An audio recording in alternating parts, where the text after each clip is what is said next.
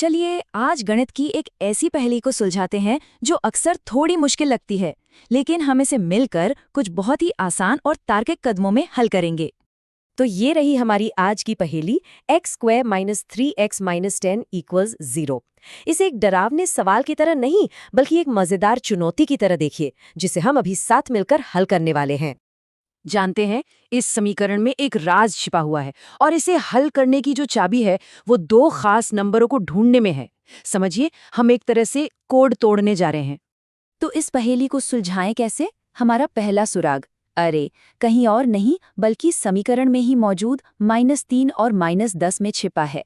यहीं से हमारी खोज शुरू होती है। चुनौती बिल्कुल सीधी है।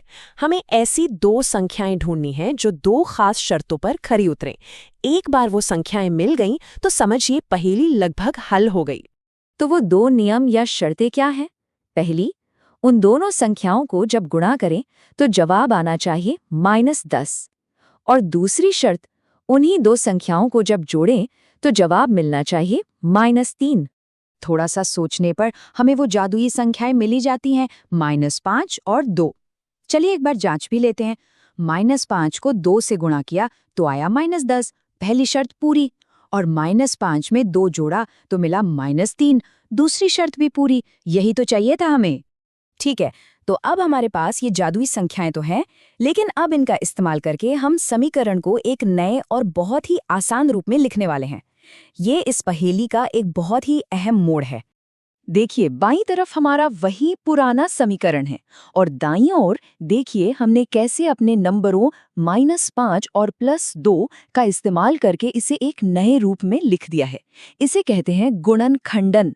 देखने में ये भले ही अलग लग रहा हो, लेकिन गणित के हिसाब से दोनों एक ही चीज हैं। बस हम मंजिल के एकदम करीब हैं। अब हमारा काम सिर्फ इस नए आसान से समीकरण को हल करके x का मान पता करना है। और इसे हल करना बहुत ही आसान है, गणित के एक सीधे से नियम की वजह से। अगर दो चीजों को गुणा करने पर जवाब 0 आता है तो ये पक्का है कि उन दोनों में से कम एक तो 0 होगी ही। तो चलिए इसे हल करते हैं। अगर हम पहले हिस्से यानी x - 5 को 0 के बराबर मान लें तो हमें मिलता है x = 5। और अगर हम दूसरे हिस्से यानी x + 2 को 0 के बराबर मान लें तो हमें मिलता है x = -2। और बस हमें हमारे दोनों अंतिम जवाब मिल गए। x = 5 भी हो सकता है और x = -2 भी हो सकता है, और हमारी पहेली सफलतापूर्वक हल हो गई है। तो आज हमने जो ये तरीका इस्तेमाल किया उसे कहते हैं गुणनखंडन या फैक्टरिंग। ये असल में किसी भी समीकरण को उसके छोटे छोटे हिस्सों के गुणनफल के रूप में लिखने की एक तकनीक है, जिससे उसे हल करना बहुत आसान हो जाता है। गणित में ये एक बहुत ही कारगर तरीका है। और ये हमें एक दिलचस्प सवाल पर लाकर छोड़ता है। हमने देखा कि कैसे गणित की एक मुश्किल दिखने वाली समस्या एक सरल सी तरकीब से हल हो गई। जरा सोचिए, हमारी जिंदगी में और कौन सी ऐसी बड़ी समस्याएं हैं जिन्हें सिर्फ एक अलग नजरिए या एक नई तरकीब से आसानी से सुलझाया जा सकता है।